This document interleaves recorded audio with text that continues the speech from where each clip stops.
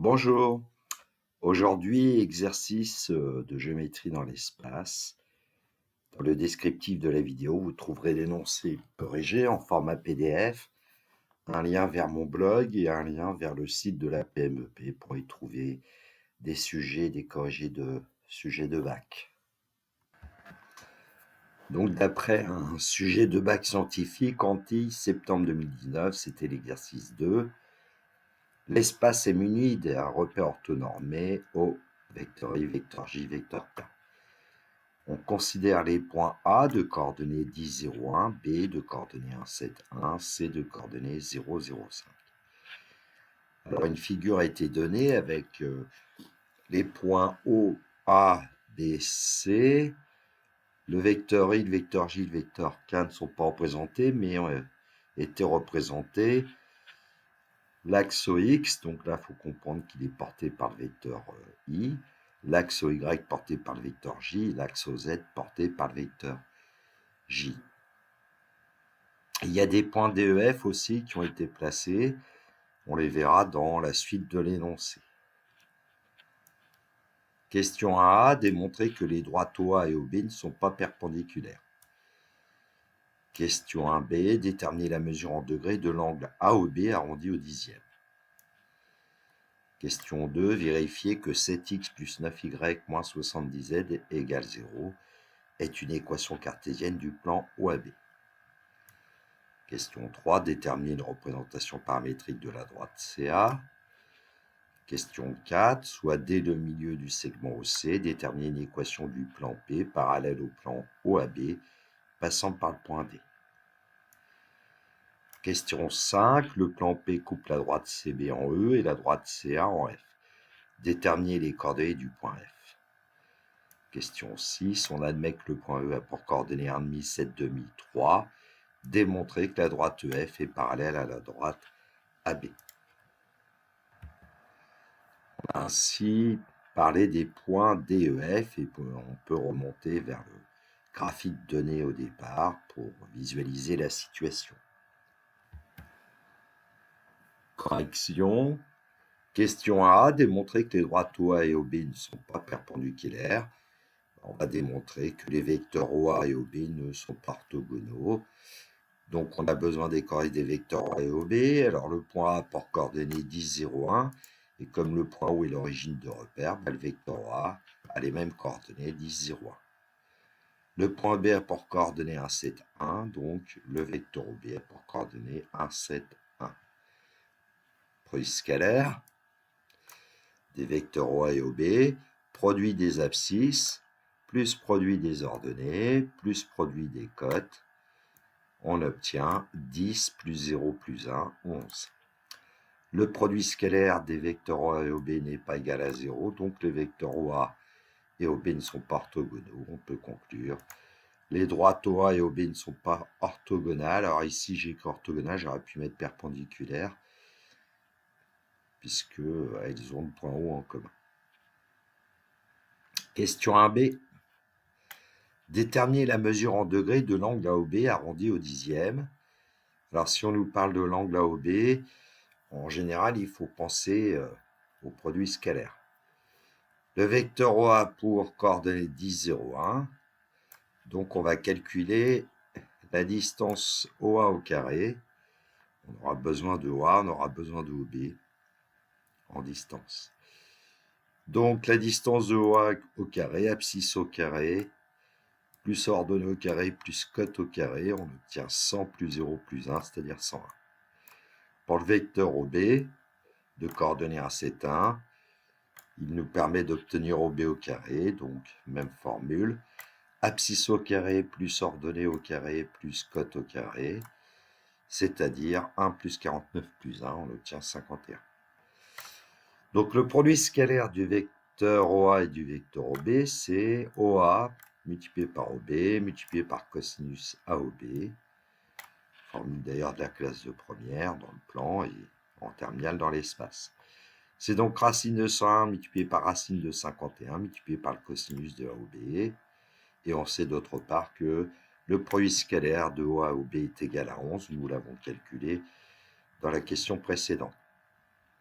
On peut donc dire que racine de 5151 multiplié par le cosinus de AOB égale 11. Alors d'où vient racine de 5151? C'est racine de 101 fois racine de 51, qui est égale à racine carrée de 101 fois 51. Et donc on peut avoir le cosinus de AOB qui est égal à 11 divisé par la racine carrée de 5151. On prend une calculatrice, en général c'est avec l'instruction arc cosinus de 11 sur racine de 5151 qu'on obtient une valeur approchée de l'angle AOB. Et si on a mis sa calculatrice en mode degré, elle nous fournit 81,1 degrés. Question 2.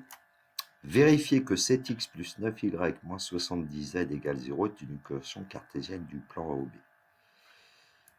Alors, personnellement, je préfère dire qu'il y a un plan d'équation cartésienne 7x plus 9y moins 70z égale 0, lui donner un nom, et puis montrer que ce plan, c'est bien le plan AOB. Alors, il y a une première méthode que je vais vous donner qui consiste à vérifier que les points OAB appartiennent au plan Q, ce qui fait que le plan Q sera le plan OAB. Et donc, le plan OAB aura bien pour équation cartésienne 7x plus 9y moins 70z égale 0. Allons-y. Le point O a pour coordonnées 0, 0, 0. Et donc, quand on calcule 7xo plus 9yo moins 70z, on va obtenir 0. Ce qui fait qu'on peut affirmer que le point O appartient au plan Q puisque ses coordonnées vérifient l'équation cartésienne donnée. On effectue évidemment le même travail avec le point A, de coordonnées 10, 0, 1. On calcule 7xa plus 9ya moins 70za. On obtient aussi 0. Donc le point A appartient au plan Q. De même pour le point B, 7xb plus 9yb moins 70zb va être égal à 0. Donc le point B appartient au plan Q. Le plan Q contient les points OAB, donc les plans OAB et Q sont confondus. Alors, il y a un sous-entendu, évidemment, c'est qu'on a considéré que les points OAB n'étaient pas alignés. Donc, on peut conclure. Le plan OAB a pour équation cartésienne 7x plus 9y moins 70z égale 0. Voilà. Alors, autre méthode ici, nous aurions pu dire aussi que le plan Q avait pour vecteur normal 7, 9, moins 70. Utiliser ce fameux vecteur normal et puis un point du plan pour démontrer que le plan AB avait pour équation cartésienne 7x plus 9y moins 70z égale 0. Alors, je n'ai pas utilisé cette méthode ici parce qu'on va l'utiliser un peu plus tard. Mais on peut le faire. Question 3. Déterminer une représentation paramétrique de la droite CA. Le point C a pour coordonnées 0, 0, 5. Le point A a pour coordonnées 10, 0, 1. Pour trouver les coordonnées du vecteur CA, on calcule en fait xa moins xc, ya moins yc, za moins zc. Je n'ai pas mis la formule, je l'ai appliquée directement. Et donc après calcul, on trouve que le vecteur CA a pour coordonnées 10, 0, moins 4. Alors, pour obtenir une représentation paramétrique de droite, on a besoin d'un point et d'un vecteur directeur. Alors, j'ai fait le choix de prendre le point C, et puis comme vecteur directeur, le vecteur CA, mais ceux qui prendraient comme point le point A, ils obtiendraient une autre représentation paramétrique. De toute façon, des représentations paramétriques de droite, il y en a une infinité. Allons-y. La droite CA passe par le point C de coordonnées 0, 0, 5 et a pour vecteur directeur CA de coordonnées 10, 0, moins 4. D'après le cours, une représentation paramétrique de la droite CA est, eh bien, on peut écrire x égale xc plus t, x du vecteur CA, y égale yc plus t, y du vecteur CA, z égale zc plus t, z du vecteur CA, t appartenant à R. Et ensuite, on remplace les valeurs que nous connaissons par leur valeur numérique, XC, YC, ZC, on connaît 0, 0, 5. Et puis les coordonnées du vecteur C, on connaît 10, 0, moins 4. Donc on va obtenir x égale 10t, y égale 0, z égale 5 moins 4t, t appartenant à R comme représentation paramétrique de la droite CA. Question 4. Détermine une équation du plan P parallèle au plan OAB passant par le point D. Donc, déjà, le point D, d'après le texte, c'était le milieu du segment OC. On va chercher ses coordonnées. Alors, le point O, c'est le point origine, ses coordonnées 0, 0, 0. Le point C, on avait comme coordonnées 0, 0, 5. Alors, il y a une formule de cours pour trouver les coordonnées du milieu que je n'ai pas utilisée ici parce qu'il y a tellement de zéros que c'est à peu près évident que les coordonnées du point D, ça va être 0, 0, 5 demi. Je vais rappeler uniquement oralement pour obtenir l'abscisse du point D. On prend l'abscisse du point O plus l'abscisse du point C et on divise par 2.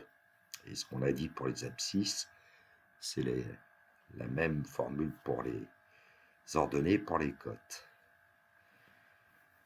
Alors le plan P est parallèle au plan OAB, ce qui fait que si on connaît un vecteur normal au plan OAB, on connaîtra un vecteur normal au plan P. On prendra évidemment le même. On pourrait prendre aussi un autre vecteur collinaire. Alors le plan OAB a pour équation cartésienne 7x plus 9y moins 70z égale 0. Et donc, on peut prendre le coefficient de x ici comme abscisse, le coefficient de y comme ordonnée et le coefficient de z comme cote d'un vecteur normal. C'est d'après le cours, donc on peut affirmer que le vecteur n de coordonnées 7, 9, moins 70 est un vecteur normal du plan OAB au plan OAB. Donc c'en est un parce que si vous prenez tout vecteur collinaire à n, sauf le vecteur nul, il sera aussi un vecteur normal du plan OAB. Alors comme les plans P et OAB sont parallèles, ce vecteur n est aussi un vecteur normal du plan P. Bon, ben on connaît ce qui nous intéresse pour trouver une équation cartésienne du plan P. On connaît un vecteur normal et on connaît un point. Le plan P a pour vecteur normal n et passe par le point D. Et donc, on peut affirmer que le point P a pour équation cartésienne 7x plus 9y moins 70z égale 7xd plus 9yd moins 70zd. Alors, je sais qu'il y a plusieurs façons de procéder. Moi, j'ai tendance à procéder ainsi, c'est d'utiliser cette petite formule qu'on voit quand on cherche une équation cartésienne de plan dans le cours. Et donc, le plan P a pour équation cartésienne 7x plus 9y moins 70z égale 7 fois 0 plus 9 fois 0 moins 70 fois 5 demi. On remplace évidemment les coordonnées du point D par leur valeur numérique. Et on a calculé moins 70 fois 5 demi, ça fait moins 175. Et on obtient comme équation cartésienne du plan P, 7x plus 9y moins 70z égale moins 175. Et puis, pour conclure, en fait, le moins 175, on va le transposer dans le premier membre. Le plan P a pour équation cartésienne 7x plus 9y moins 70z plus 175 égale 0. Question 5, déterminer les coordonnées du point F. Il faut savoir ce que c'est que ce point F. On nous dit dans le texte que le plan P coupe la droite CA en F. Donc, le point F, c'est le point d'intersection entre la droite CA et le plan P. Alors, en prenant des coordonnées du point F, x, y, z, il appartient à la droite CA, donc x égale 10t, y égale 0, z égale 5 moins 4t, puisque le point F qui appartient à la droite CA, ça veut dire que ces coordonnées x, y, z vérifient la représentation paramétrique que nous avons trouvée de la droite CA. Alors, normalement, je devrais écrire donc il existe en réalité tel que. Je Je n'ai pas écrit ici, ça me paraît à peu près clair. Le point F appartient au plan P, donc 7x plus 9y moins 70z plus 175 égale 0. Alors, dans ce genre de situation, la stratégie est pratiquement toujours la même. On part de cette équation cartésienne. Et puis ensuite, on remplace x, y, z en fonction de t grâce à la représentation paramétrique. 7x plus 9y moins 70z plus 175 égale 0. Donc 7 facteur de 10t plus 9 facteur de 0 moins 70 facteur de 5.4t plus 175 égale 0.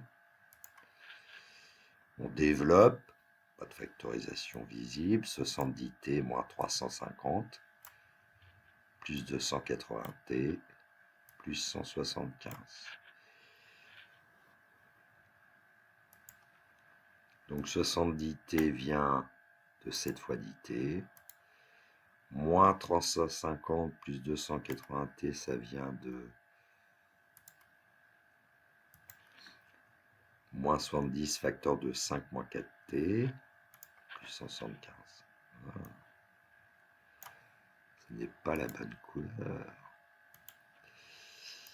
Alors, il nous reste combien de t? 70t plus 280t, ça nous en fait 350t. Et puis, moins 350 plus 175 moins 175 que j'ai placé dans le deuxième membre pour aller un tout petit peu plus vite. Et puis, on a t égale 175 divisé par 350. Alors, 175, c'est la moitié de 350, donc t égale 1,5. Maintenant, pour obtenir les coordonnées du point F, comme on connaît t égale 1,5, on reprend la représentation paramétrique. Pour t égale 1,5, x qui est égal à 10t est égal à 10 fois 1,5, c'est-à-dire 5. Y égale 0, on n'a rien à faire. Et z égale 5 moins 4t, c'est 5 moins 4 fois 1,5, 5 moins 2, ça donne 3. On peut conclure. Le point F a pour coordonnées 5, 0, 3. Question 6, démontrer que la droite EF est parallèle à la droite AB. Alors en fait, dans le texte, on nous donnait les coordonnées du point E. Alors on aurait pu nous demander de les calculer. La tactique était à peu près la même que celle qu'on a utilisée pour trouver les coordonnées du point F. L'auteur de l'énoncé n'a pas voulu nous faire deux fois la même chose quasiment. Alors d'abord le vecteur AB, mais on aurait pu commencer par le vecteur F. On va essayer de démontrer que le vecteur AB et le vecteur EF sont collinaires, ce qui démontrera que la droite EF et la droite AB sont parallèles. A pour coordonnée 10, 0, 1, B a pour coordonnée 1, 7, 1. Donc pour le vecteur AB, eh bien ses coordonnées xb moins xa, yb moins yk, z b moins za, pardon. Donc 1 moins 10, 7 moins 0, 1 moins 1, et donc on obtient que le vecteur AB pour coordonnées moins 9, 7, 0. On nous donnait les coordonnées du point E, 1 demi, 7 demi, 3. On connaît les coordonnées du point F, 5, 0, 3. Donc le vecteur EF a pour coordonnées 5 moins 1 demi, 0 moins 7 demi, 3 moins 3. Et on obtient comme coordonnées pour le vecteur EF 10 demi moins 1 demi va donner 9 demi, 0 moins 7 demi donne moins 7 demi, et 3 moins 3 donne 0. Et donc le vecteur EF a pour coordonnées 9 demi moins 7 demi, 0. Alors, il y a plusieurs façons de faire. Si jamais on ne voyait pas que 2EF ou moins 2EF plutôt va être égal au vecteur AB, on essaie de déterminer s'il existe un réel, appelons-le T, tel que vecteur AB égale T vecteur EF ou vecteur F égale T vecteur AB, pour démontrer que les vecteurs AB et EF sont collinaires. Mais ici,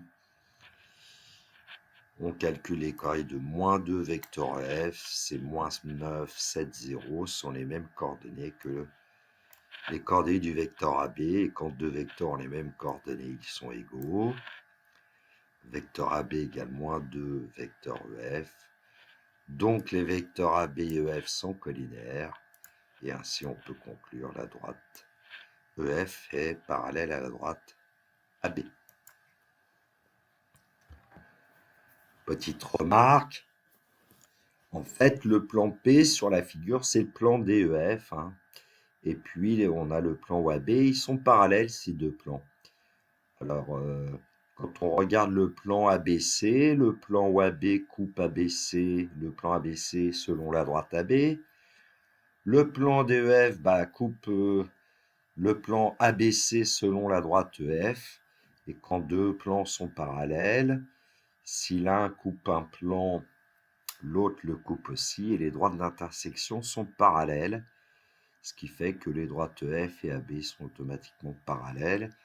Alors ce que je viens de vous dire, c'était une propriété qu'il y avait dans les anciens programmes. On aurait pu l'utiliser pour cette dernière question. Petite cerise sur le gâteau. J'ai construit en fait les points O, A, B, D, E, F, E, C avec le logiciel GeoGebra en 3D. Et puis j'ai ajouté un certain nombre d'éléments, notamment l'angle AOB pour vérifier que de la rapprocher c'est bien 81,1 comme nous l'avions trouvé. D'ailleurs c'est 81,2. J'ai corrigé dans le fichier. Ensuite, les droites delta 1 et delta 2 ici sont les droites AB et EF. Alors j'ai demandé à GeoGebra de me chercher le point d'intersection.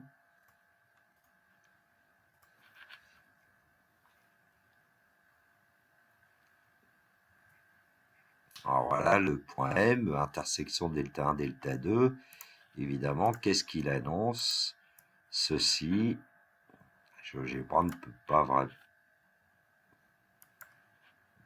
vraiment répondre à la question. Je vais vous le remettre parce que là il est parti je ne sais où le point. Ah, il veut pas. Bon. Et donc voilà, il ne peut pas annoncer de point d'intersection puisque les droites delta 1 et delta 2 en fait sont strictement parallèles. Alors attention, parce que quand on prend deux droites de l'espace, qu'on demande l'intersection, c'est pas parce que GeoGebra répond pas que les droites sont parallèles, elles pourraient très bien être non coplanaires. Voilà pourquoi je voulais vous parler de ça. Ensuite, je pense qu'il n'y a pas grand-chose à vous montrer, ne serait-ce que quand on donne évidemment, si vous regardez dans la fenêtre algèbre à gauche, le plan P, son équation, là, GeoGebra, plan passant par D, parallèle au plan Q que nous avions, qui était le plan OAB.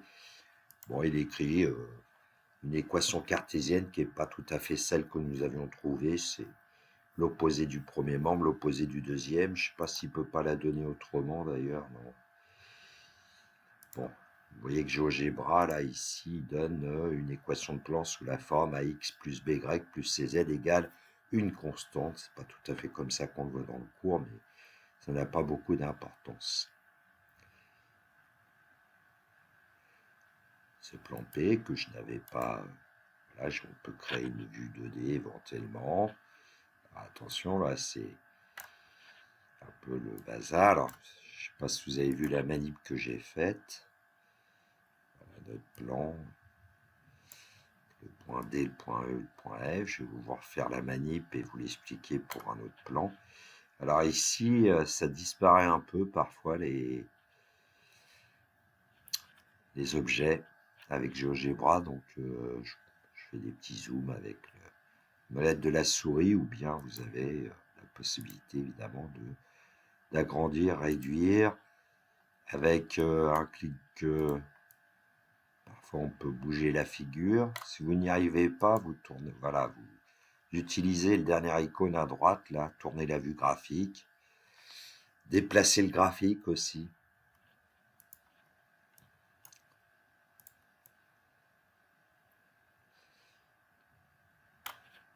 Donc, je vais enlever la vue du plan P. Je vais prendre le plan OAB, là. Un clic droit, créer une vue 2D du plan Q. Bon, ici, on réduit la molette, on déplace. Voilà, et là, on a bien comme valeur arrondie de l'angle 81,2 degrés.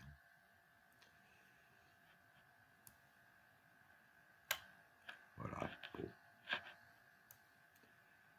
Quoi dire d'autre? On pourrait aussi calculer le produit scalaire des vecteurs A ou B en cherchant par exemple le vecteur A, le vecteur B, et puis demander le produit tout simplement avec une étoile. Vous créez un vecteur UOA, un vecteur VOB, faites U étoile V, et GeoGebra vous répondra pour le produit scalaire qui est égal à 11 ici. Je ne vais pas le faire. Voilà, la correction de cet exercice est terminée. Je vous souhaite une belle journée. Prenez bien soin de vous. Que la force soit avec les élèves de terminale qui passeront leur épreuve de bac au mois de juin. Si vous avez un commentaire à faire, je l'accueille avec plaisir. Si vous avez apprécié, un petit pouce levé. Si vous n'appréciez pas, un pouce baissé, comme la tradition le veut. Au revoir.